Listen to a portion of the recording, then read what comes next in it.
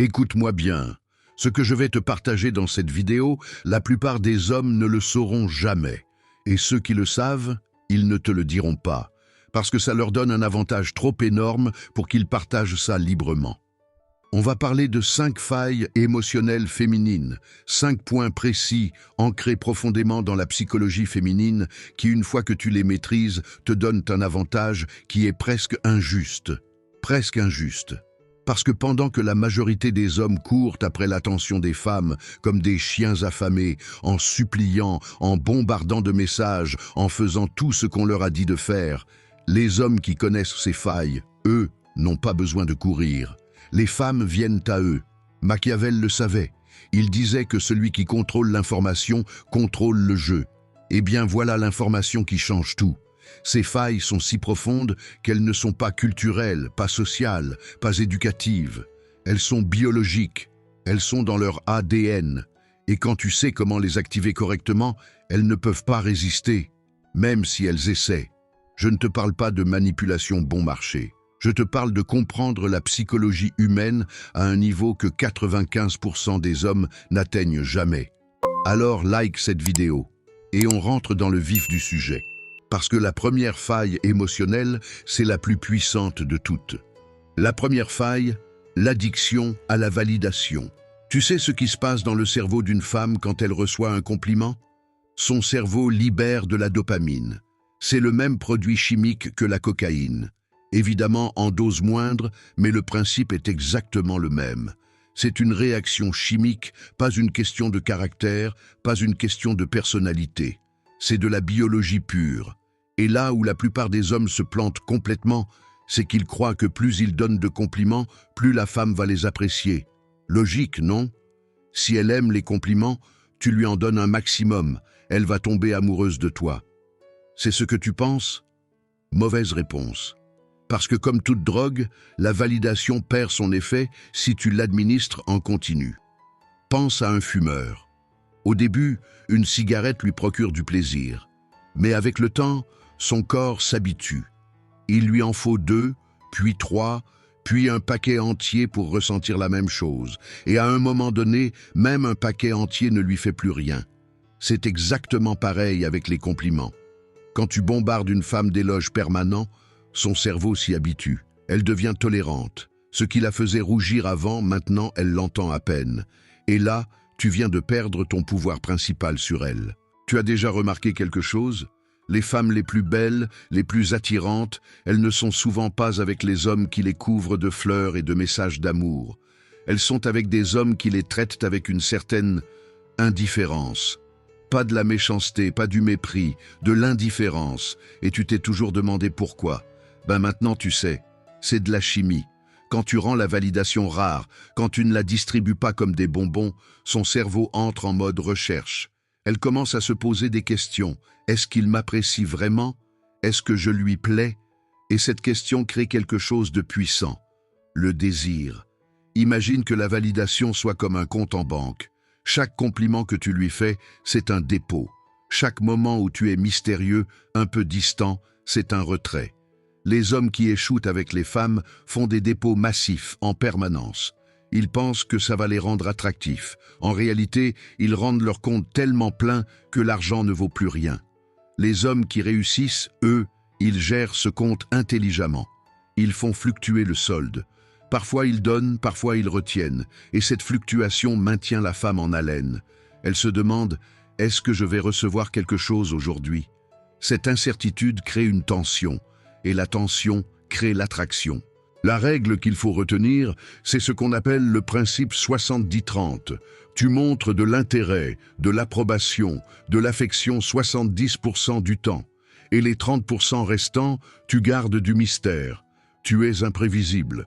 Tu n'es pas systématiquement disponible, systématiquement enthousiaste, systématiquement chaleureux. Mais attention, et c'est là que beaucoup de gens ratent la nuance. Ce n'est pas une invitation à être froid ou cruel. Il y a une ligne entre créer de l'intrigue et créer de l'insécurité. Si tu retiens la validation trop longtemps, trop souvent, tu ne vas pas créer de l'attraction. Tu vas créer du ressentiment. Elle va se sentir mal dans sa peau, elle va se sentir rejetée et elle va partir. Pas vers toi, loin de toi. L'objectif, c'est qu'elle se sente suffisamment rassurée pour se sentir en sécurité avec toi, mais suffisamment sur ses gardes pour en vouloir toujours plus. C'est un équilibre délicat, mais une fois que tu l'as trouvé, c'est redoutable. Et je vais te dire un autre truc sur les compliments, parce que là aussi, la plupart des hommes font une erreur de débutant. Ils complimentent la beauté physique. T'es belle ce soir, t'as de beaux yeux, tu es trop canon. Ces compliments-là, elle en reçoit 10 par jour. Depuis ses 16 ans, ils ne signifient plus rien pour elle. Ce qui la touche vraiment, ce sont les compliments qui visent qui elle est réellement. Quand elle dit quelque chose d'intelligent et que tu lui dis « Là, t'as vraiment un angle que j'avais pas vu, t'es fine, toi ». Quand elle cuisine quelque chose de créatif et que tu lui dis que ça démontre une sensibilité qu'on ne voit pas souvent. Quand elle prend une décision difficile et que tu reconnais son courage. Ces compliments-là résonnent parce qu'ils touchent son besoin profond d'être reconnue pour ce qu'elle est, pas juste pour ce qu'elle a l'air. Et ça, c'est une toute autre conversation dans son cerveau. La deuxième faille, le paradoxe de l'incertitude. Ok, maintenant je veux te parler de quelque chose qui va peut-être te sembler contre-intuitif. En tout cas, au début, ça m'a semblé complètement illogique à moi aussi. Mais une fois que tu l'as compris, tu ne peux plus ne pas le voir partout. Les femmes disent qu'elles veulent de la sécurité. Elles disent qu'elles veulent un homme stable, prévisible, quelqu'un sur qui elles peuvent compter. Et c'est vrai, elles le pensent sincèrement. Mais voilà la partie cruelle. Quand elles obtiennent exactement ça, leur cerveau s'ennuie. L'attraction disparaît. C'est le paradoxe le plus cruel de la psychologie humaine. Et il touche autant les femmes que les hommes d'ailleurs. Mais on va rester sur notre sujet. Combien de fois tu as vu ce scénario? Un gars qui donne tout à une femme. Il répond à ses messages en 30 secondes.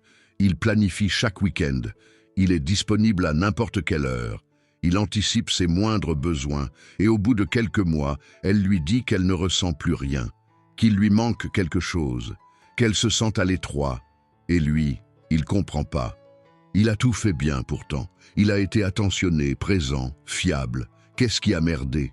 Ce qui a merdé, c'est qu'il a supprimé toute forme de tension. Il a rendu la relation tellement prévisible que son cerveau à elle n'avait plus rien à faire. Et un cerveau qui n'a rien à faire, il cherche de la stimulation ailleurs. Il y a un phénomène en psychologie qu'on appelle l'effet Zeigarnik. Ça dit que notre cerveau est obsédé par les choses inachevées, les questions sans réponse, les puzzles incomplets.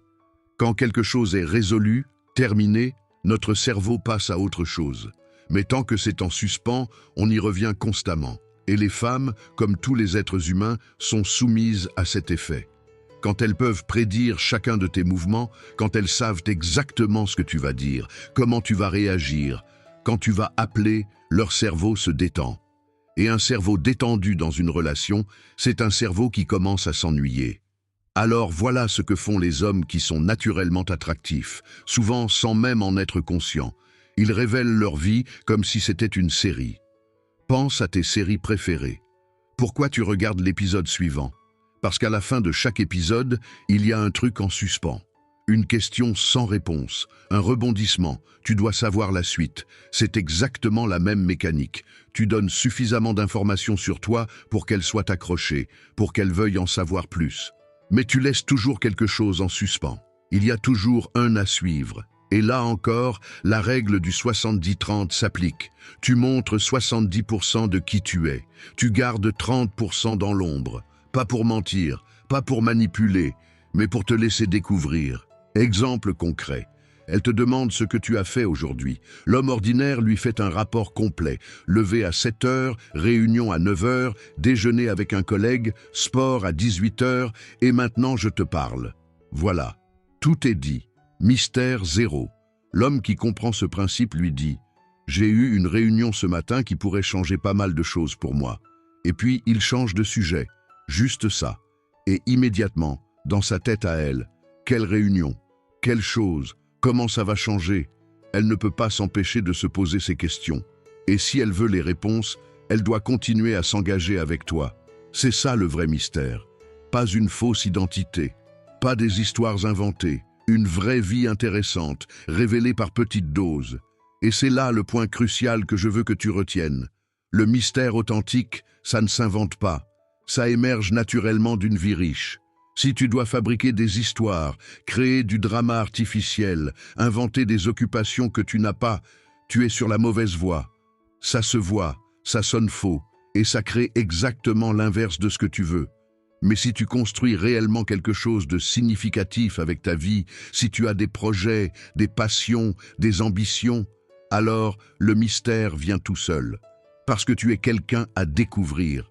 Et les gens, les femmes, veulent découvrir des gens qui valent la peine d'être explorés. Machiavel l'avait compris il y a des siècles. Le pouvoir ne vient pas de montrer toutes tes cartes. Un prince qui exposait toutes ses intentions perdait sa capacité de manœuvre. Il devenait prévisible. Et quelqu'un de prévisible est facile à contourner, facile à ignorer. Applique ça à ta vie aujourd'hui. Ne sois pas un livre ouvert, sois quelqu'un qui mérite d'être lu, chapitre après chapitre. Et c'est là que tout bascule, parce que la plupart des hommes passent leur vie entière à courir après les femmes, à envoyer le premier message, à proposer les sorties, à relancer quand elle répond plus. Ils sont constamment en position de chasseur. Et la femme, elle, est en position de proie. Elle choisit, elle accepte ou elle refuse. Mais quand tu maîtrises ce paradoxe, les rôles s'inversent, subtilement, progressivement, mais réellement. Elle commence à penser à toi quand tu n'es pas là. Elle commence à se demander ce que tu fais, avec qui tu es, pourquoi tu n'as pas encore répondu. Et un jour, sans que tu t'en rendes compte, c'est elle qui envoie le premier message, c'est elle qui propose, c'est elle qui cherche. Et là, tu as gagné quelque chose d'énorme, tu n'as plus besoin de forcer quoi que ce soit. Mais je veux être honnête avec toi sur un point, parce que ce que je viens de te décrire, ça peut sembler facile sur le papier. Être mystérieux, doser les révélations, rester imprévisible, ça sonne bien. Mais dans la pratique, la grande majorité des hommes vont rater cette fenêtre des 90 jours. Et voici pourquoi. Le mystère sans substance, c'est du vide. Et le vide, ça se sent très vite. Imagine un coffre-fort. Dehors, il est impressionnant, massif, solide, avec un cadenas compliqué. Il donne envie de savoir ce qu'il y a dedans. Mais si tu passes des semaines à intriguer une femme, à lui donner l'impression qu'il y a quelque chose d'extraordinaire à découvrir en toi, et qu'au bout du compte, elle ouvre le coffre et qu'il est vide, c'est fini. Non seulement elle repart, mais elle repart avec une image de toi qui est pire qu'au départ. Parce que tu lui as menti, pas avec des mots, mais avec des sous-entendus. Alors voilà la vraie question que tu dois te poser. Est-ce que tu as quelque chose à révéler? Est-ce que derrière le mystère, il y a une vraie vie, des vraies ambitions, des vraies passions, quelque chose qui te définit et qui te distingue? Parce que si la réponse c'est non, alors toutes ces techniques ne servent à rien. Elles vont juste retarder l'inévitable. Les 90 jours, c'est ta période de grâce. C'est le temps que tu as pour prouver que tu es quelqu'un qui mérite d'être découvert. Et cette preuve, elle ne vient pas des mots. Elle vient de qui tu es réellement, de comment tu te comportes, de ce que tu construis. Pendant ces 90 jours, une dynamique très précise se met en place. Au début, c'est le mystère qui travaille pour toi. Elle est curieuse, elle veut savoir. Elle investit de l'énergie mentale dans la question « Qui est vraiment cet homme ?» Mais progressivement, le mystère seul ne suffit plus. Elle a besoin de voir que derrière les non-dits, il y a de la profondeur. Elle a besoin de petites révélations qui confirment que son intuition était bonne, que tu valais la peine qu'elle s'intéresse à toi. C'est là que tu joues ta deuxième carte, la révélation authentique. Et quand je dis révélation, je ne parle pas de te mettre à nu émotionnellement à la première occasion. Je ne parle pas de lui raconter tes traumatismes d'enfance au 3e rendez-vous. Je parle de moments choisis, précis, où tu lui laisses voir une partie réelle de toi, une vulnérabilité mesurée, une passion que tu partages sincèrement. Un moment où tu baisses légèrement la garde, juste assez pour qu'elle se sente privilégiée d'avoir accès à ça. Et là, quelque chose de puissant se passe dans son cerveau. Elle se dit « Il ne montre pas ça à tout le monde. J'ai quelque chose que les autres n'ont pas. » Et ce sentiment de privilège, c'est une des choses les plus addictives qui existent dans une relation. Pense à la gorgée d'eau. Tu as quelqu'un qui n'a pas bu depuis des heures. Tu lui donnes une gorgée, une seule, pas la bouteille entière, pas un verre plein. Une gorgée, assez pour soulager temporairement, mais pas assez pour étancher complètement la soif. Et maintenant cette personne ne pense plus qu'à une chose, la prochaine gorgée.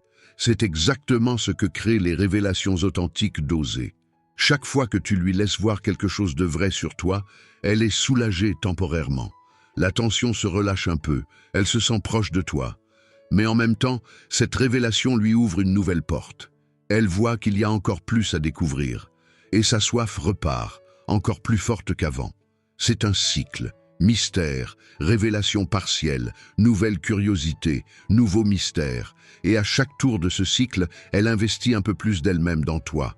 Et voilà ce que ça change concrètement dans ta relation avec elle. Au lieu d'être celui qui donne, tu deviens celui qu'on cherche à atteindre. Au lieu d'être celui qui essaie d'impressionner, tu deviens celui qu'on essaie d'impressionner. Et ce renversement de dynamique, c'est tout.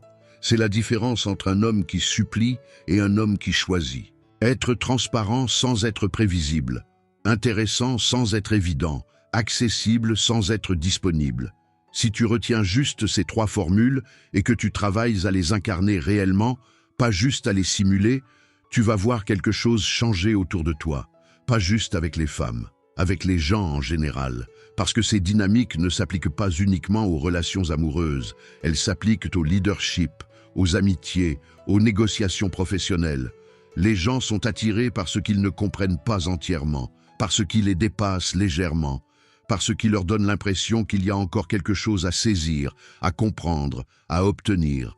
Et toi, ton travail des 90 prochains jours, c'est de devenir cette personne. Pas de jouer un rôle, de le devenir vraiment, d'avoir une vie assez riche, assez intéressante, assez profonde pour que le mystère soit naturel. Pour que les révélations soient authentiques, pour que quand elle ouvre le coffre, il y ait vraiment quelque chose à l'intérieur. Parce qu'à la fin de tout ça, la technique sans substance ne dure pas. Mais quand tu combines une vraie valeur personnelle avec la maîtrise de ces dynamiques psychologiques, tu crées quelque chose d'inarrêtable. La 3e faille, l'instinct de compétition. Ok, on a parlé de la validation, on a parlé du paradoxe de l'incertitude. Et si tu as bien suivi jusqu'ici, tu as déjà une longueur d'avance sur 90% des hommes. Mais ce que je vais te dire maintenant, c'est d'un autre niveau. Parce que les 2 premières failles, tu peux les activer consciemment, avec un peu de pratique. Mais celle-là, la 3e, quand tu l'actives correctement, elle travaille toute seule. Elle s'auto-alimente. Et elle peut créer une obsession qui dure des années. Je sais que c'est un mot fort. Obsession. Mais c'est exactement ce dont je parle. Et voici pourquoi. Cette 3e faille touche quelque chose d'instinctif, quelque chose de profondément ancré dans la nature humaine, et particulièrement dans la nature féminine. Quelque chose que les femmes ne reconnaîtront jamais publiquement, mais que tu peux observer dès cette semaine si tu sais quoi regarder. Voilà la vérité. Rien, absolument rien, n'active l'intérêt d'une femme pour un homme aussi rapidement que de savoir que d'autres femmes le désirent. C'est l'instinct de compétition, brut, primitif, irraisonnable et terriblement efficace. Fais l'expérience toi-même. Observe pendant une semaine comment l'attitude d'une femme envers un homme change du tout au tout dès qu'une autre femme commence à s'intéresser à lui. C'est fascinant à regarder. Un homme qui était invisible, qui était juste un ami sympa, devient soudainement quelqu'un qui mérite attention, quelqu'un qui mérite d'être conquis. Pas parce qu'il a changé, pas parce qu'il a fait quelque chose de différent, juste parce qu'une autre femme l'a remarqué. Pourquoi? Pourquoi ce mécanisme existe-t-il?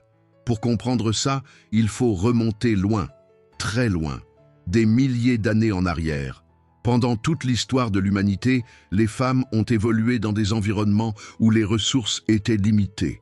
Les hommes de valeur, les hommes capables de protéger, de subvenir aux besoins, de garantir la survie, il n'y en avait pas des centaines disponibles.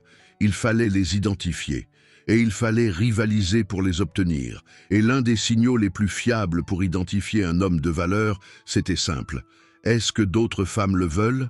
Parce que si d'autres femmes le veulent, c'est qu'elles ont détecté quelque chose. C'est une validation sociale automatique, un système de filtre naturel.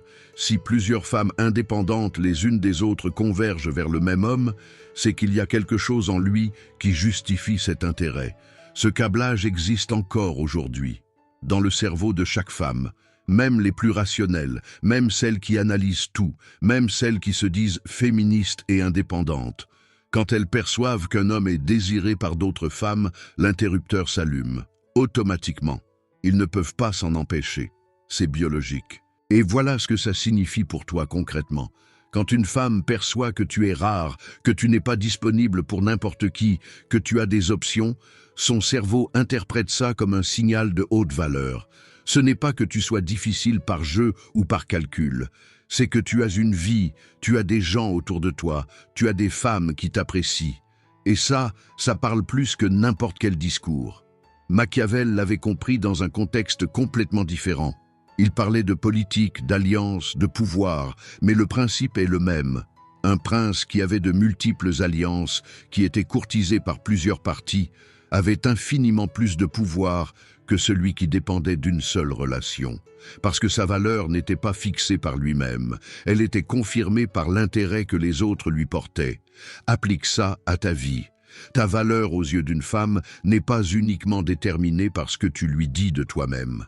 Elle est massivement influencée par la façon dont les autres, et particulièrement les autres femmes, réagissent à toi. Maintenant, je veux être très précis sur quelque chose. Parce que là, beaucoup d'hommes vont faire une erreur grossière. Ils vont entendre ce que je viens de dire et penser « Ok, il faut que je flirte avec d'autres femmes devant elle pour la rendre jalouse. » Non, surtout pas. Ça c'est maladroit, c'est transparent, ça se voit à des kilomètres et ça crée exactement l'inverse de ce que tu veux. Au lieu de te percevoir comme un homme de valeur, elle va te percevoir comme quelqu'un qui joue à des jeux. Et personne n'a envie d'être avec quelqu'un qui joue à des jeux de manière aussi évidente. Ce dont je parle, c'est quelque chose de beaucoup plus subtil et de beaucoup plus puissant, parce que ça ne se joue pas, ça se vit. Ce dont je parle, c'est d'être naturellement attirant, d'avoir une vie assez intéressante, assez riche, pour que les femmes autour de toi soient naturellement à l'aise avec toi. Qu'elles te cherchent pour parler, pour demander un avis, pour rire. Pas parce que tu les as charmées artificiellement, mais parce que tu es quelqu'un qui dégage quelque chose. Et ça, elles le remarquent, sans que tu aies besoin de le mettre en scène. Tu arrives dans une réunion sociale, il y a du monde. Et naturellement, des femmes se retrouvent à te parler. Elles rient de tes commentaires, elles te demandent ton avis. Elles semblent à l'aise dans ta présence. Tu n'as rien forcé, tu n'as pas fait de numéro. C'est juste comme ça. Elle observe, discrètement mais elle observe, et dans sa tête, quelque chose se met en marche. Il y a une logique qui s'enclenche, presque malgré elle. Si ces femmes-là réagissent comme ça à lui, c'est qu'il y a une raison. Et cette raison, elle veut la comprendre. Elle veut la ressentir elle aussi. Elle veut être celle qui le connaît le mieux. Tu vois la différence? Tu n'as pas créé de jalousie artificielle. Tu as juste démontré ta valeur sociale de manière naturelle. Et c'est infiniment plus efficace. Et maintenant, voilà la partie qui est vraiment intéressante. Quand une femme ressent qu'elle pourrait te perdre, quand elle perçoit que tu n'es pas désespérément dépendant de son attention, quelque chose de chimique se produit dans son cerveau. Son instinct de rétention s'active. Elle commence à faire plus d'efforts. Elle commence à être plus présente, plus attentionnée, plus investie. Pas parce que tu lui as demandé, pas parce que vous avez eu une conversation sérieuse sur la relation, mais parce que son cerveau primitif a reçu un signal d'alarme. Ce signal dit « cette ressource pourrait ne pas être disponible éternellement. Il faut agir. » Et là, pour la première fois peut-être, c'est elle qui investit. C'est elle qui fait des efforts pour toi. Et toi, tu n'as rien demandé. Mais je vais te dire quelque chose d'important, parce que cette faille est une arme à double tranchant. Et si tu la mal utilises, tu vas créer des dégâts. Si tu exagères, si tu lui donnes constamment l'impression qu'elle doit se battre pour ton attention, si elle sent en permanence qu'elle est en compétition, tu vas créer de l'insécurité toxique. Et l'insécurité toxique ne crée pas de l'attraction. Elle crée de l'anxiété. Et à un moment donné, une personne anxieuse finit par partir, non pas parce qu'elle ne t'aime plus, mais parce qu'elle n'en peut plus. À l'inverse, si tu n'actives jamais cet instinct, si tu es trop disponible, trop prévisible, trop acquis, elle ne ressent aucune urgence. Et sans urgence, l'attraction s'endort. La clé, encore une fois, c'est l'équilibre. Occasionnellement, elle doit percevoir que tu as des options, que ta vie ne tourne pas uniquement autour d'elle, que tu pourrais être ailleurs, mais tu choisis d'être là, avec elle. Et cette nuance, ce choix délibéré, C'est ce qui donne à la relation une saveur que la plupart des couples ne connaissent jamais. Parce que c'est ça le vrai message derrière tout ça. Ce n'est pas sois avec elle et fais semblant d'avoir d'autres options. C'est ayez réellement une vie assez riche pour que le choix d'être avec elle soit un vrai choix. Et quand elle perçoit ça, quand elle sent que tu n'es pas là par défaut, par manque d'options, par peur de la solitude, mais que tu es là parce que tu l'as choisi, parmi tout le reste, ça a une valeur incomparable. Il y a un exemple pratique que j'aime donner. Tu es dans un contexte social, une soirée, un dîner, peu importe. Une femme s'approche de toi et engage la conversation. Tu lui réponds naturellement, avec chaleur, avec intérêt. Tu n'ignores pas la personne pour montrer à ta femme que t'es fidèle. Mais tu ne flirtes pas non plus pour créer de la jalousie. Tu es juste toi-même, charismatique, accessible, intéressant. Elle va observer ça. Et dans sa tête, sans même qu'elle s'en rende compte, un enregistrement se fait. Cet homme attire les gens. Et il m'a choisi, moi. C'est ce sentiment-là qui est le plus puissant. Pas la jalousie, pas l'insécurité, mais la fierté d'avoir été choisi par quelqu'un qui avait le choix. Il y a un autre exemple, plus quotidien, qui illustre parfaitement ce principe. Quand elle traverse une période difficile, quand elle a des problèmes, du stress, des émotions à gérer, l'homme ordinaire devient son thérapeute personnel, disponible 24 heures sur 24, 7 jours sur 7. Il répond à chaque message, il gère chaque crise, il met sa vie entre parenthèses pour être là à chaque instant. Et au bout d'un moment, elle ne le voit plus comme un homme désirable. Elle le voit comme un service, gratuit, fiable, toujours disponible. Et les services gratuits, on les utilise, on ne les désire pas. Toi, tu es là pour elle, tu l'écoutes, tu la soutiens, vraiment. Mais tu gardes aussi ta vie, tes priorités, tes occupations. Tu lui montres que ton attention est précieuse parce qu'elle n'est pas illimitée. Et cette rareté donne de la valeur à chaque moment où tu choisis d'être pleinement présent pour elle. Voilà la troisième faille, l'instinct de compétition. Pas la jalousie fabriquée, pas les jeux puérils, mais la valeur sociale réelle, démontrée naturellement, perçue intuitivement. Et combiné aux deux premières failles, la validation dosée et le paradoxe de l'incertitude, tu commences à construire quelque chose d'extrêmement puissant. Mais je t'ai dit qu'il y en avait 5, et les 2 dernières sont les plus sophistiquées, celles que la grande majorité des hommes ne comprendront jamais, parce qu'elles ne touchent plus seulement l'instinct ou la chimie. Elles touchent quelque chose de beaucoup plus profond. Quelque chose que toutes les femmes cherchent désespérément et que presque aucun homme ne sait vraiment offrir. La suite, elle va changer ta façon de voir les relations pour toujours. La 4e faille, le leadership émotionnel. Ok, là on rentre dans quelque chose de vraiment profond, parce que les 3 premières failles, elles jouent sur l'attraction, sur le désir, sur la curiosité. Mais celle-là, la 4e, elle joue sur quelque chose de complètement différent. Elle joue sur le lien, sur la confiance, sur ce qui fait qu'une femme reste pas juste parce qu'elle te trouve attirant, mais parce qu'elle se sent en sécurité avec toi. Et ça, c'est un niveau au-dessus. Alors voilà ce que 95% des hommes ne comprennent pas. Et je dis 95% parce que c'est vraiment la grande majorité. Quand une femme vient te parler de ses problèmes, de sa mauvaise journée, de son stress, de ses angoisses, elle ne te demande pas de régler le problème. Elle ne cherche pas un technicien. Elle ne cherche pas quelqu'un qui va analyser la situation et sortir une solution en 5 étapes. Ce qu'elle cherche, c'est une ancre, quelqu'un de solide, quelqu'un qui ne vacille pas quand elle vacille. Pense à un bateau dans une tempête. Ce dont il a besoin, c'est pas que quelqu'un lui explique pourquoi il y a des vagues. C'est une ancre qui tient, qui ne bouge pas, qui lui permet de pas dériver. Toi, c'est ça ton rôle dans ces moments-là. Pas le sauveur, pas le réparateur, l'ancre. Et voilà où la plupart des hommes échouent complètement. Quand elle est stressée, ils deviennent stressés. Quand elle est anxieuse, ils s'affolent. Quand elle a peur, ils paniquent en essayant de tout réparer à toute vitesse. Ils absorbent son émotion au lieu de la stabiliser. Et là, au lieu d'avoir une ancre, elle se retrouve avec 2 bateaux qui dérivent ensemble dans la tempête. C'est le désastre. Machiavel parlait de ça dans un contexte de leadership politique. Il disait que le vrai pouvoir d'un dirigeant, ça ne se mesure pas dans les moments calmes. Ça se mesure dans sa capacité à rester serein quand tout le monde autour de lui perd les pédales. Parce que c'est dans ces moments-là que les gens regardent vers lui. Et si lui aussi panique, tout s'effondre. Avec une femme, c'est exactement pareil, amplifié. Le leadership émotionnel, concrètement, ça veut dire que ton état interne ne dépend pas de son état interne.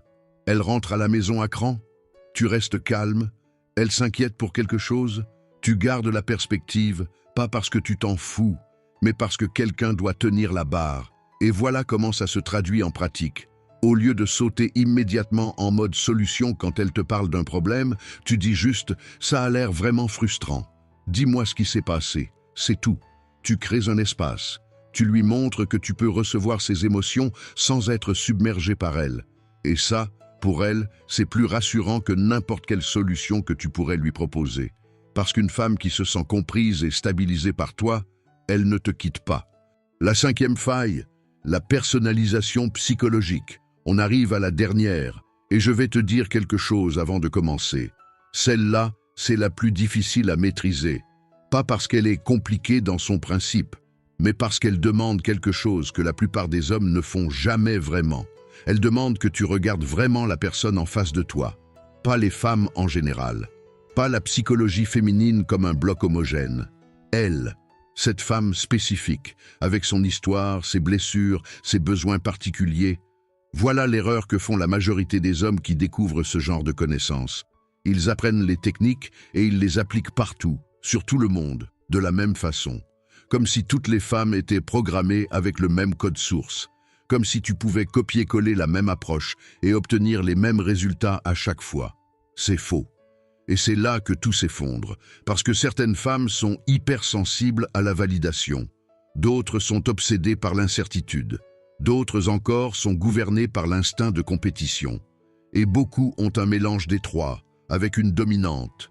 Ton travail, c'est d'identifier laquelle. Comment tu fais ça? En observant. Vraiment.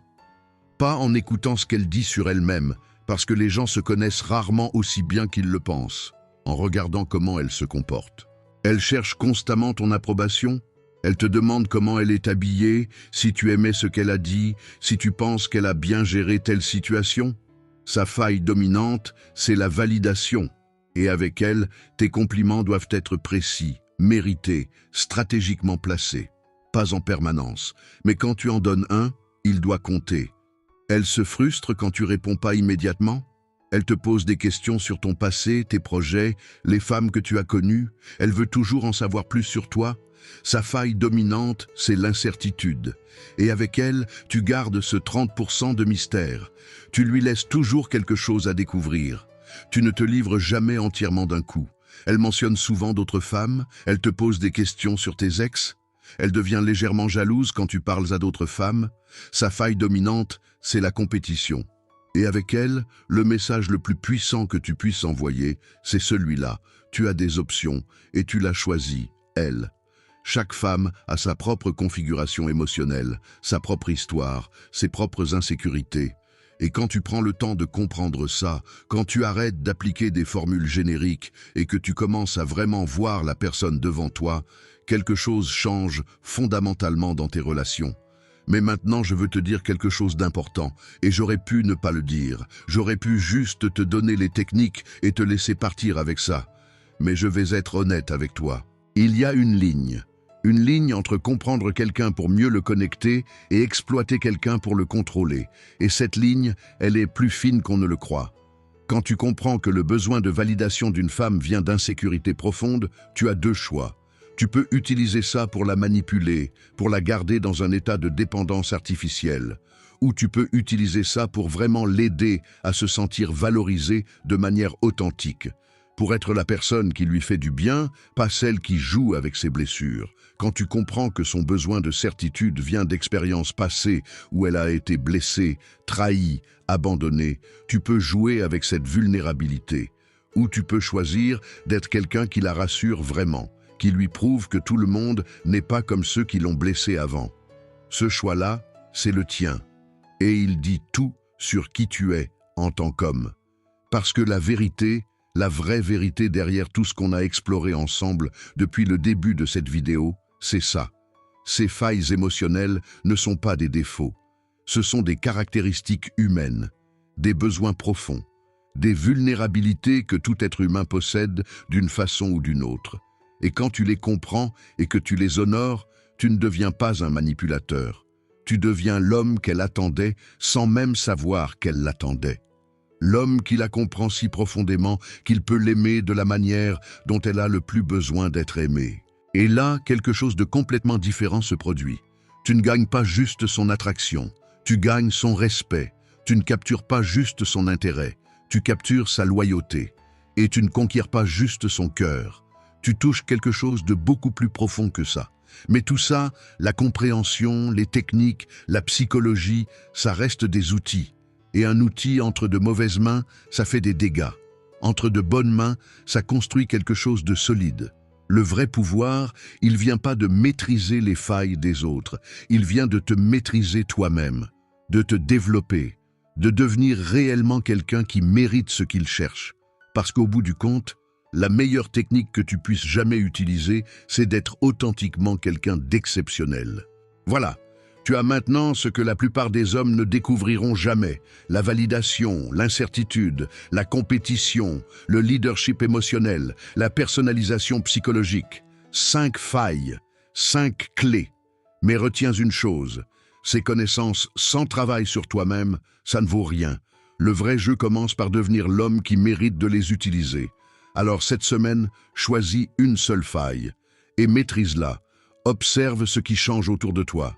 Si cette vidéo t'a ouvert les yeux, abonne-toi et partage dans les commentaires le conseil qui t'a le plus frappé. Parce que le pouvoir partagé, il se multiplie.